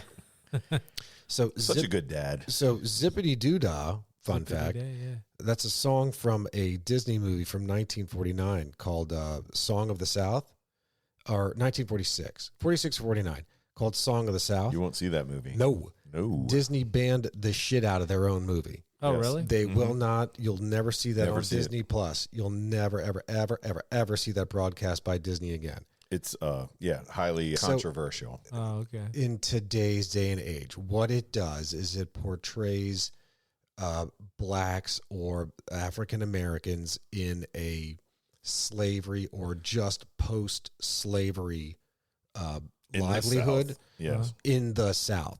Okay. So while it was the style at the time, which again, we're looking at 60 years ago, right. nowadays people frown on that, and I can dig that. Right. I can understand, to be clear, I can dig why people frown on that. Right. So as a result, you will not see Disney do that. You'll not Okay. you will not see them broadcast it, That would because it's be- like, look, man, we did this 60 years ago or 80 years ago. We're ashamed that we did this. That's just the way that things were back then, but now times have changed, and we're not going to do this again, and we're going to take this all back, which essentially means we're not going to broadcast this at all. I thought you were going to say essentially zippity doo don't. Yeah, zippity doo-dah. That's right. Zippity don't da. Right. Zippity don't they. Well, there's a lot of that stuff in animation and stuff. There was Tom and Jerry Looney cartoons. Yeah, he's doing the Tom and Jerry. Well, the Mammy. Mammy. That's right, Yes. man. Yeah. Thomas. Yeah, That's right. that's all She gone. beat him with I remember like scenes as a kid and stuff that with Tom and Jerry that you would never see nowadays. But There are banned across the globe Looney Tunes that so Looney Tunes goes back to the 30s, if not the late 20s, but definitely the 30s. right, That, I mean, you're talking not just like stuff Well, there's stuff from World War II with Correct. Bugs Bunny, with So the with Japanese, the other German stuff. Like they can't. Hitler stuff, right? yep, So goes history. Rabbit hole. Get back. Yeah. Jack. Let's get back out of the rabbit hole, and off we go. So while driving, everybody's back on track. Everybody's happy. All right, we're going to do it. We're going to power through this. We can make it. So they check into the hotel. This is, again, the hotel. And at the hotel, they check in. Clark and Ellen are having a spat. Ellen stays in the room. Clark goes off to the lounge. Which I didn't get this part either. It's Yeah. like they're happily married couple, driving on their way, family vacation. Yeah. Clark's like, she's like, where are you going? He's like, out. right. Like, whatever. So he's not every woman he sees. He's trying to get with. Yeah, he just rolls up to, like, he has a drink. He's sitting there. He's like looking at the lady. The one lady's like, what the hell are you doing? And the hottest one there is already into him. You know? Yeah, the other lady's there. Like, her husband comes back and like taps him on the shoulder. He's like, oh, I'm sorry. Yeah, like, he sits down at some dude's spot. A drink is like right in front of him, and he just Right. sits down. Oblivious. Completely oblivious. But it was amazing. I loved looking back on this and seeing lounges. Oh, lounge. Man, I would love to find locally a lounge. Isn't Zemby still considered they're- loungy? No, where there is a dude playing A piano. Love seats, Right. leather sofas. love seats, leather sofas, club seats, little, booths, close, seating and shit like that. All right. Man, like just velour Lounge. everywhere, just cool, laid back shit. I would love to see a place like that. In I would love to existence. be lounging. Yeah. Hell yeah. Regal Beagle. Yeah, the Regal Beagle. So Lounge. I saw that this scene recently and thought immediately of Three's Company. Yeah. Immediately. Yeah. Larry Dallas. He's the best. His buddy. Yeah. Yeah. Jack's buddy. Yeah. Always liked that guy. But yeah, I know what you mean. Like We should a do a place like that. podcast and see if Larry Dallas is available. Oh, I'm sure he would. He'd probably come. You're on. listening. But back to what Zap's Yes. saying. So they're at So back at the lounge, and so after mixing and mingling with a number Mingling of, with just, Yeah. with a just number trying of- to pick up. with a number of brunettes who put him chickadee. down, a number of brunettes, he finally comes upon a blonde, and that blonde is Christy Brinkley. girl, Wait, yeah. he's sitting down. Doesn't he sit by himself? And then she walks comes up. in. Actually, Yes. so that is true. So Yeah. Clark sits down. Thank you for that refresher. So Clark is sitting at this table alone. Christy Brinkley walks in, sits down. He stands up and says, "Mind if I sit down?" Yes. Or mind if I sit here, or some shit like that. Like he just completely lost his mind where he was. Then yeah, she calls him out on the family vacation. He's like, "Oh, what that? That's my That's brother's my, kid. It's my brother's Right. wife, my brother's kid. Oh, my brother's ring. Right. Yeah, Oh God, it's so good. How would you rate his line? I know Matt likes lying.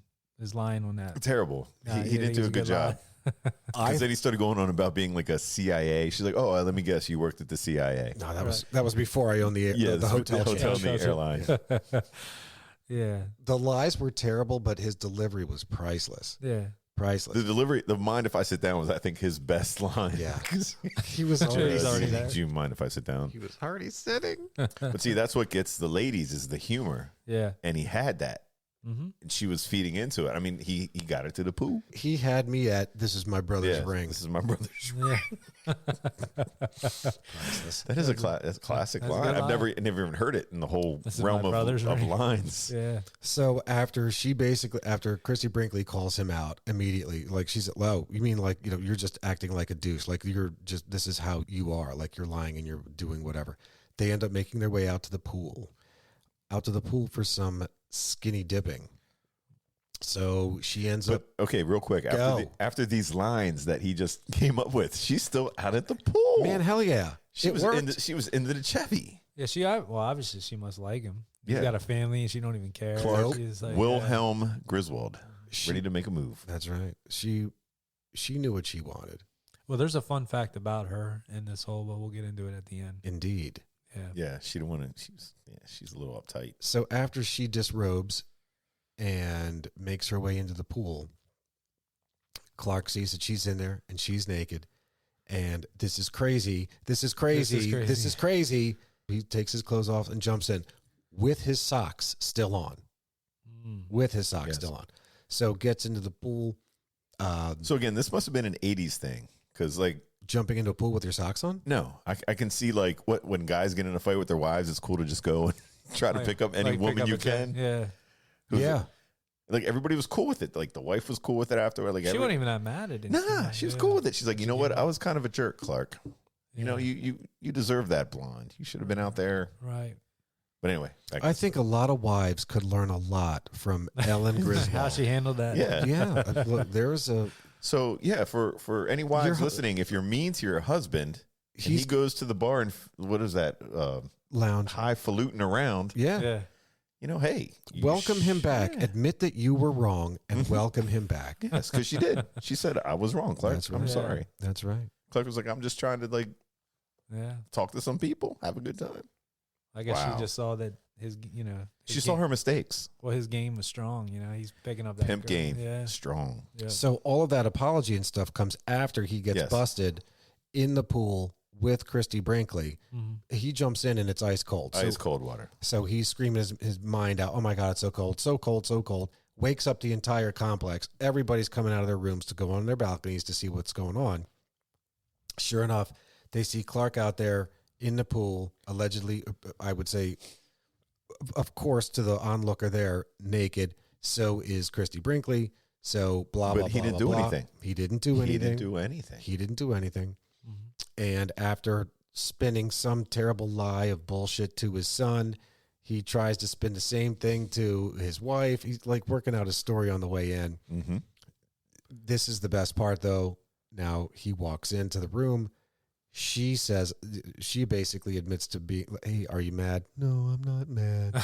Yeah. I'm sorry, Clark. I'm Yeah. sorry. God bless. That's a good woman right Yeah. there. Let's go back. Why was she sorry? Because she's a good woman. Because she's a good wife in 1983. Apologizing for in She is- 1983. She is a great wife in 1983. Yeah. So they, for all intent and purpose, kiss and make up. Then the two of them go skinny Yeah, dipping into the pool. Yeah. into the pool. Wake up the whole complex again. Everybody's- Enter scene number 2 of Boobs of Beverly D'Angelo Oh, okay. jumping in the pool. Did they show him in Oh, there? they did. Okay. Oh, they did. So all the newlyweds out there, if your wife is mad, you decide to go to the lounge and jump in a pool with a strange woman you never met or maybe seen. Right. Your wife will thus go skinny dipping with you because she feels bad and she'll apologize. Just Right. everything will be okay once you wait long enough for her to say Mhm. that she's sorry. The moral of the story is, guys, you can do whatever you want. Just wait long enough for her to say that she's sorry. In 1983. In 1983. Yes. Good luck with that. Right? Yeah. And back to the program. Yeah. So meanwhile, What a woman. back in the real world, Very Back good. in the real world. We just brought our 20% of our audience back. They're Yeah. like, God damn it, guys. Thank God. back in the real world, evening came and morning followed. The next day, they are Well, they're on their way. leaving the hotel. Next stop, Wally World. Oh, yes. All right. So they're driving. They're on their way. They're almost there. They're passing the road signs. Wally World. Next 3 exits. Right. They're getting there. Show up at Wally World to a completely empty parking lot. Where does Clark park? As far as away. possibly away or close to the exit. Yes, and why? He goes. So while everybody's waiting to get out, they can just jam right out to the exit That's from right. there. While everybody's stuck in traffic, they're out the door. That's right. So they park far away. They have a slow motion race to see who's first to the door. So that was actually a real race between that the song two. was what, Chariots of Fire? or Chariots of something? Fire. Yeah. Yep. But they did run that. I think Anthony Michael Hall was trying to beat Chevy Chase and it was 100 degrees out. They was said very hot. so. The whole scene, they were like, He suffered from heat stroke during that. yeah, Yeah. Mhm. Really Mhm. interesting. Yeah. Well, they end up making their way to the main gates of Wally World, only to find that Wally World is closed for 2 weeks to clean and repair the place. Yeah. not cool. Not good. No, so uncool that Clark punches Wally the Moose, or what's the moose's name? Marty. Marty the Moose. yeah. Yes. Punches the moose in the nose, the statue of the moose. Mhm. In a fit of rage, he ends up leaving the park, returns with a BB gun. BB gun. Although I'll tell you, it's actually a pellet / BB gun. Okay. Okay. I know this because I owned that same gun, The same one. the exact same gun. That gun, you cock The one it, used in the scene, that exact same gun's used in that scene. So wow. as a kid, like a movie prop, or no, that is an actual gun. oh, But Like a again, bottle or it whatever. is a BB gun / pellet gun. So the way you cock that is you're holding onto the pistol, you're holding onto the grip. You pull the entire back of it back. So you're on the top of it. You're pulling the entire thing back, which is going to do whatever in the chamber. I guess it's like, I don't want to say priming it, but maybe it is. There's a spring loaded thing in there. So then you push it back into place. Now it's primed and it's ready to go. The front of it tilts up, into which you can insert either a BB or a pellet yes, I've seen that. Yes, or essentially a dart. You can put Ouch. a dart in there too. So think of a pellet with a pointed tip at the end of it, and there's a feathery end up to it.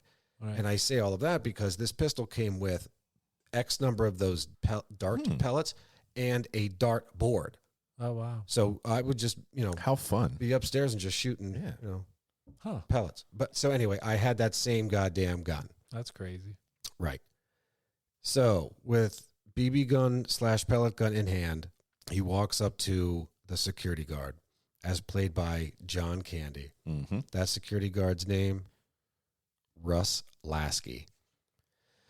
So Russ Lasky basically takes the security guard, hostage, kidnaps him, and him and the family and Russ Lasky, aka John Candy, I'm gonna ride some rides. ride and rides. Mm-hmm. Here we go. So, fun fact, really quickly.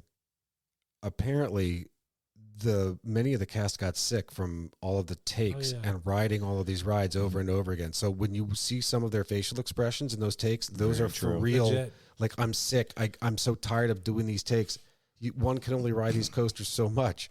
They said like 10 to 20 times, like It's on ridiculous. one, and then they would move like that other one at the second roller coaster they did. They said that was like 5, 6, 7 times where they were Ugh. just like enough. Unbelievable. Like whatever you have, because we're done. Yeah. Yeah, really. Because even like the kids were getting sick. Piece it together. So while they're riding all the rides they can ride, we see that the LAPD SWAT team shows up, as also does Roy Wally, the owner of Wally World.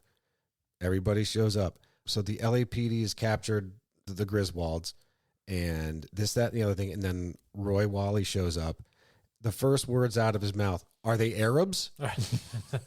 Priceless. Right. That's the 80s, baby. So Yeah, Clark and Mr. Wally have conversation. everybody's apologizing Yeah. back and forth, and there's ultimately a come to Jesus moment between Clark and Roy as they're both, reminiscing about their Like I have a families. family. I wanted to take and them on a trip. They wanted Yeah. both of them had wanted the perfect vacation. They wanted this, that, and the other thing. They talk about, driving cross country, how the backseat ends up smelling, blah, blah, blah, blah, blah.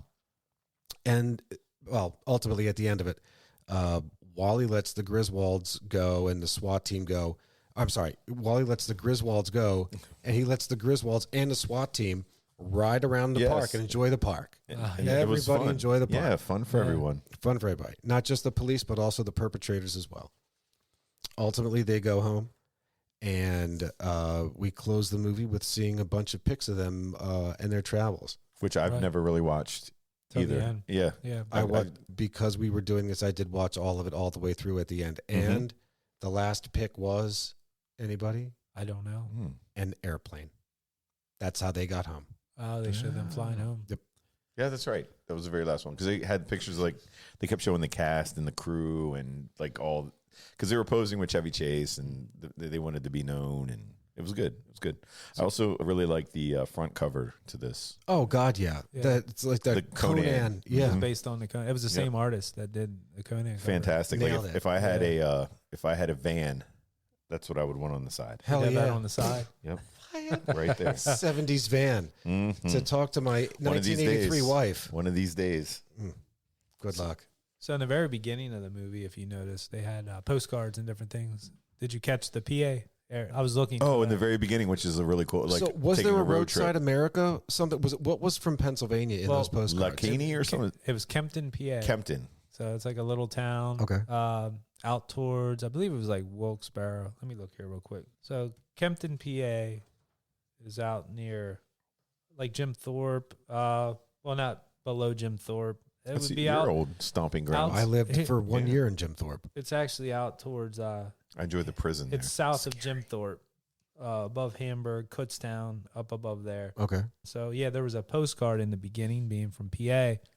I was like, oh, there's Kempton, PA. I'd never even heard of that town. And also there was a picture of the turnpike tunnels out near Pittsburgh. Because I was looking at all the cool little, and I was pausing it to see, oh, is there any PA spots in here? Fun Like fact: how many California, Florida. tunnels are there out to Pittsburgh?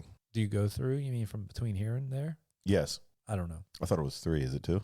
I'm pretty sure it's 2. Is it two? I thought it was 3. 2. Yeah. There you go. 2. Fun fact, Yeah. according to Zap.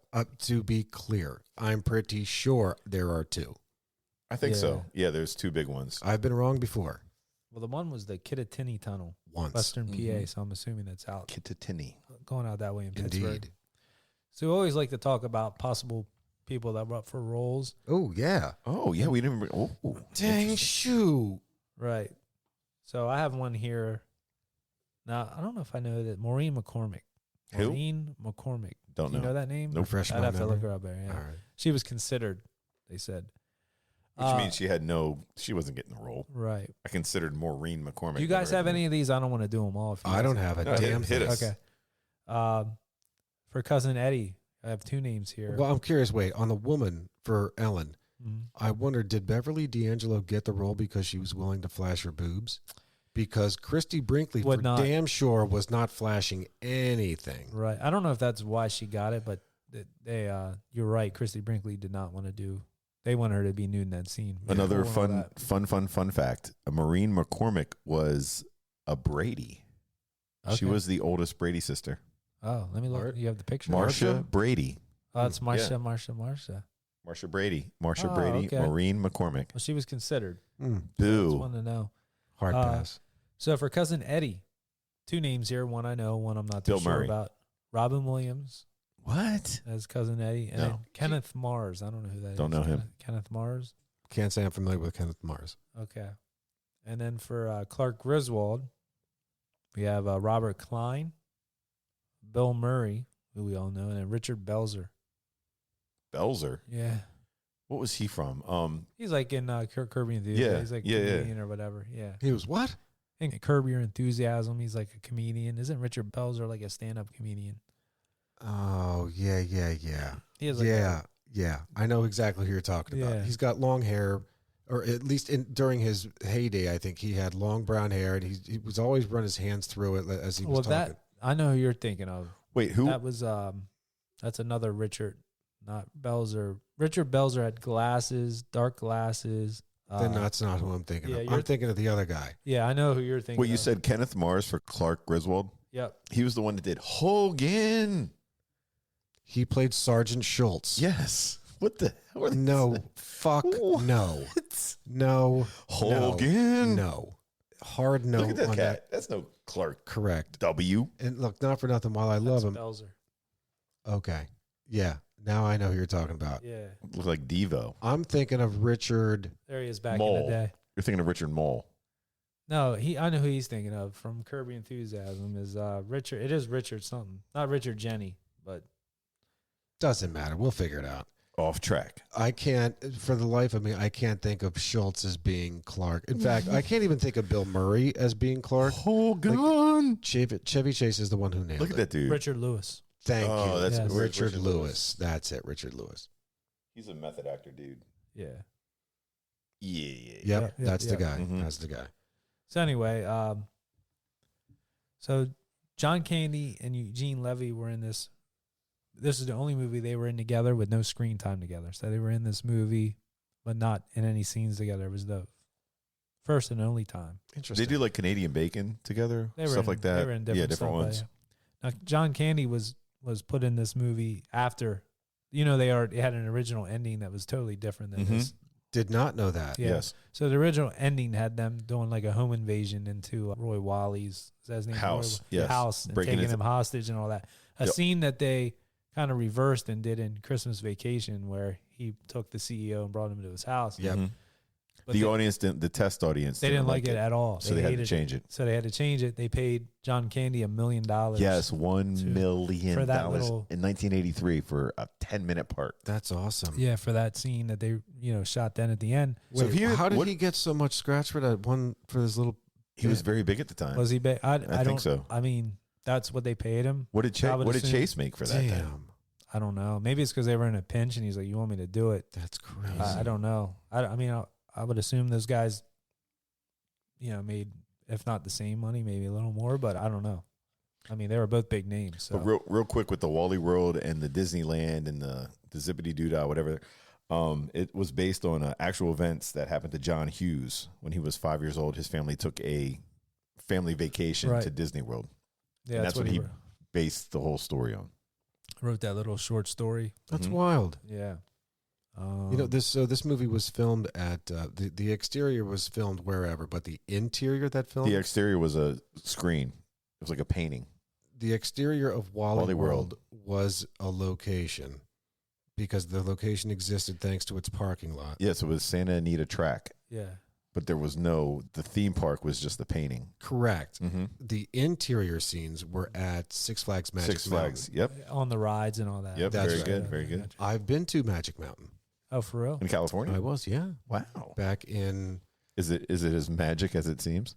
It's magic. Oh. It's a mountain of magic. Yeah, My the summer God. between 6th and 7th grade, which for us would have been 88? 88. So 88, it was summer of 87, 88. In the summer of '88. It was. So in the opening credits of Married with Children, it takes place in Chicago, Mhm. right? Just Correct. The like fountain. this. They actually use footage from this movie of the Griswolds getting off the exit.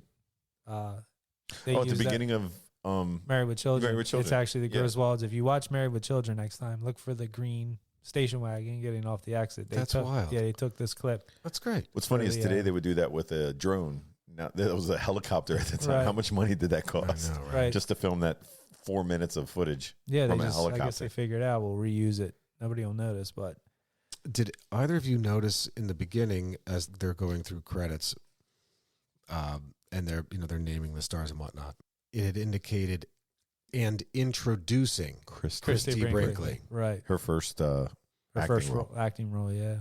The only time I think I'd ever seen that was, or something similar, was with Jane Seymour in James Bond, Live and Let Die. Oh. So yeah, I'm just watching the opening credits and introducing Jane Seymour. How Almost cool. to say they know she's going to be big. Right. So Yeah. that's the thing. It's what if you introduce them and all of a sudden they don't go They suck. shitware. Right. We're waiting You're on right. this we're showing you this first. Right. Introducing this person Like first. Look here. We got it. Christy Brinkley, another fact on Christy Brinkley. Fun fact. What were you going to say? no, go ahead. You want to say about her being kind of prudish. Oh, yeah, well not wanting to be nude. And Yeah. all that, yeah. Yeah, she was like I'm not doing a nude scene. Not that it's a requirement. No. But they asked her. Right. She said no. She politely said And then no. D'Angelo was like, "You want some boobies?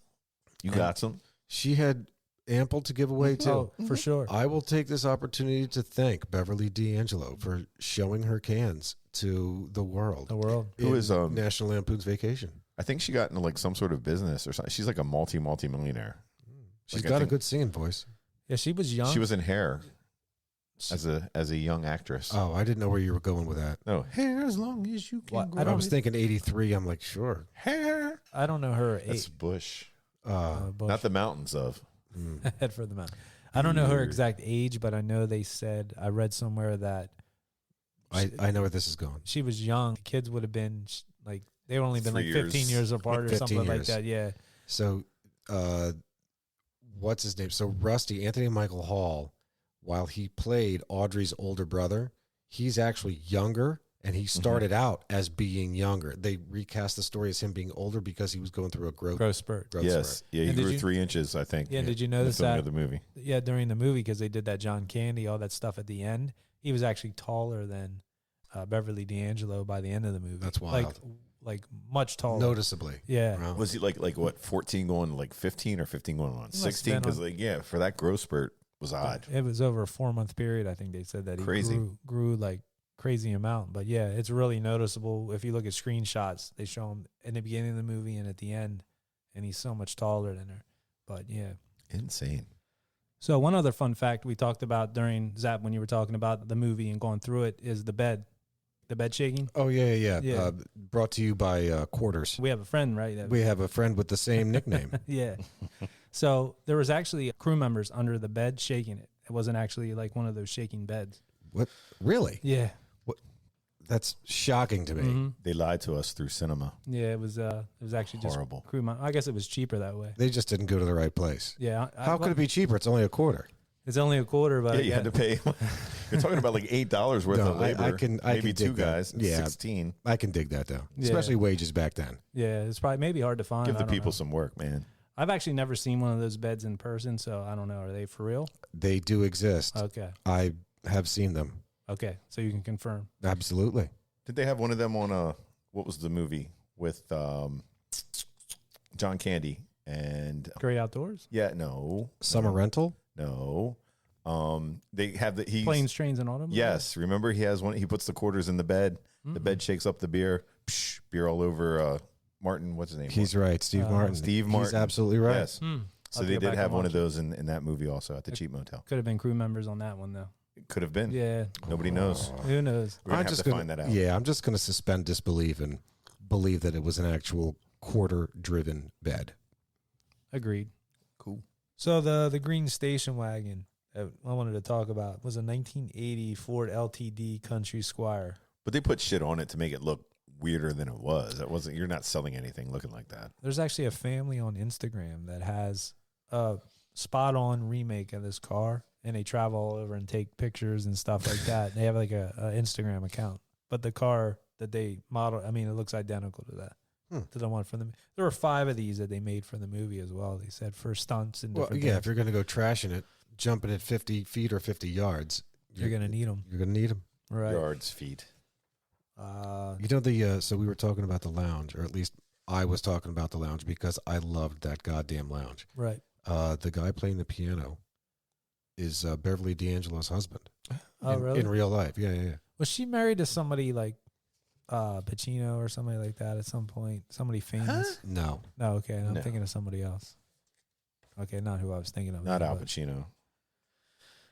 The dog Stinky. Stink, so stink. What was the dog's name? Dinky. Dinky. You're so dinky. Well, I don't know whether to trust this source then because it said the dog Stinky. Stinky. It The says source, the sources on the basement are not, not always. Yeah. not always correct. But so according please to- check your. Dinky. According to this, after filming was completed, Chevy Chase adopted that dog. Oh, But who's to say if I that's true or can't- not? no, Well, we'll say maybe he beautiful. did. that's a nice. That's a nice ending. That's a heartwarming ending right there. I think Yeah. that's beautiful. Love it. I am gonna get a fucking dog one of these days. One of these I'm days, telling yeah. you, man. I need am a gonna fenced-in get a yard. goddamn I dog. don't want a dog. Yeah. You gotta have one. But a little one that's not so dinky. Just a little guy. Just a little guy. He's Yeah. You'd be like, little. come here, little Like guy. the little niños. Yes. Like 12 pounds. 12 pounds. Come here, dog. I want to see you. Come to me. You were talking about that scene in the beginning with the Go. Just go. What scene? the scene in the beginning with the computer and all that when they were on screen. The Pac-Man scene. Yeah, when he was on it. Yep. Yes. They were sounds from in a television. Okay. They had football and the basketball game. The referee was Activision or in television? No, in so television. Yeah, so in television was like a ColecoVision or an Atari Yes, or yes. whatever. Yeah. So yeah, in television was a game I had system. Activision. I did not have in television. No, Activision was a video game manufacturer. Right. So that you had, No, you may have had ColecoVision. Coleco. No, what was Pitfall was Activision game. It was an Activision. It was an game. Activision game But that made was for Atari. Yep. Gotcha. Yep. But they used different sounds from like poker, blackjack, the gong sound, Donkey Kong. They used a jump sound. Yeah, except for all the stuff Zap was talking about in the beginning. Yeah, that's what it was from. How cool. What else here? I don't know. I don't have much more. One other thing was, which I noticed too, even watching it back. I remember that Roy Wally character was a combination of Roy Disney and his brother, kind of mixed. The facial features, the thin mustache. Oh, the Walt Disney. and I got everything you. like that. Yeah, you could tell they were definitely playing on that. For sure. Another little quick fact is this vacation movie was the only R-rated in the other vacation movies. Right. The director, he said the style of comedy may have been too edgy for his directional style. It's also the only one with nudity. Right. True. He was also calling it the most politically incorrect sequence he's ever shot What was that scene in St. the hood? Louis. Yeah, Yeah. that he wasn't happy with. Right. But yeah, I mean, But at the time, it was funny. right. And the nudity part, I mean, that I guess that's the reason I got the R rating. I mean, there was the F-bomb, but we've seen movies already that we reviewed that were True. PG and you know had F in like You got- Beetlejuice. Yeah, Beetlejuice, where it popped out when it had the kids all around. I was like, oh. Right. And they like, Dad. Yeah. I was like, oh, okay. How many Wagon Queen family trucksters were used in the filming of Vacation? 5. Excellent. Good. Yeah. Good fact. Yeah. Good fact. Did anyone notice hearing Harold Ramis's voice? So this is Egon Spengler from Ghostbusters, Mhm, right? mhm. So you would hear his voice twice in this movie. Once as the voice of Marty the Moose, Oh, okay. the recorded message when they show up, and Marty says, "Oh, sorry, the park is closed for the whatever cleaning and the." Very good. That was a good impression. So that's Harold Ramis. Also, when the Griswolds are caught by the SWAT team and Roy Wally is there, there's a voice off in the background that basically asks, hey, Mr. Wally, do you want me to take these guys downtown and book them? That is also Harold Ramis. Oh, wow. Cool. Didn't know that. I have 2 facts in closing Wait, for this movie. almost. No, I have. Okay, then let me get one Okay, really go quick. ahead. Go ahead. So, a friend of mine for years, for as long as I've known him, Friend of ours. friend of mine. ours, Okay. who, whenever he spoke of Walmart, he always called it Wally World. Wally World. And I never thought of it. He just called it Wally World. Okay, Really? okay.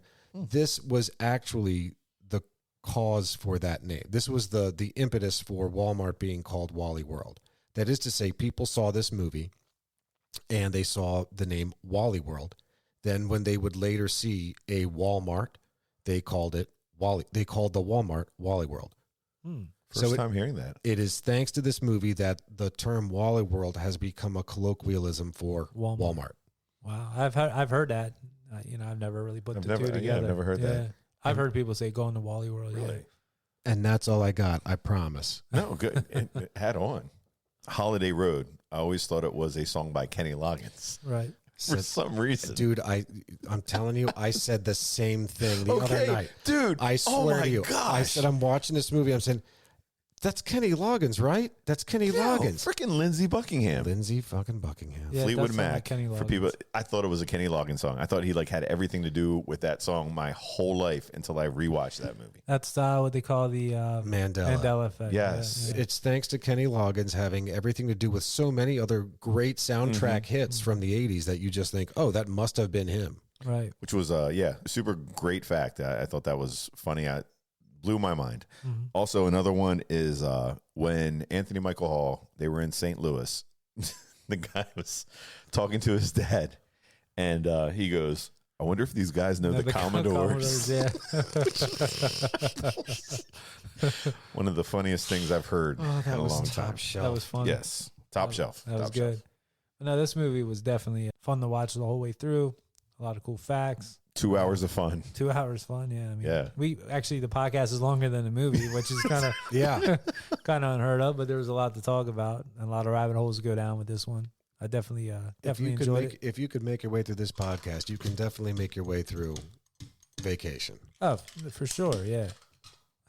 Those were Altoids. If you can That's, make your way through a can of Altoids, you can make your way through. We're this not doing podcast. drugs That's at the Matt. end of this movie. But I think next week we have our poll going. Spaceballs is up there. Okay. There's like it was Spaceballs, Ferris Bueller maybe, or not Ferris Bueller. I'm sorry, Weird Science. There's like 3 or 4 of them that were kind of tied. So whatever it is going to be a good one. I know the 3 or 4 that were. So don't forget to go over to our Facebook page and vote on the movies there. Leave us comments, please. Leave us any feedback and let us know what you think. Thanks to Zap. Thanks to Matt. Thank you, Dave. Thank you, Dave. Thank you, Zap. I want you all to know out there, this is not our regular job. No, believe it or not, it's Yeah. not. Yeah. Look what we're giving you This is just a passion project. out of the kindness of our hearts. Right. No, but it's fun to talk about these movies and watch them again, and it gives you a reason to watch it. But I appreciate you guys, and I guess that's it for now. So we'll catch you where? On the flip side. If we don't see you sooner, we'll see you later. Peace. Thanks for listening to The Vintage Cinema Review in the Old Dirty Basement. If you dig our theme music like we do, check out the Tsunami Experiment. Find them on Facebook. Their music is streaming on Spotify and Apple, and where great music is available. You can find us at Old Dirty Basement on Facebook and Instagram, and at Old Dirty Basement Podcast on TikTok. Peace. We Audi 5000.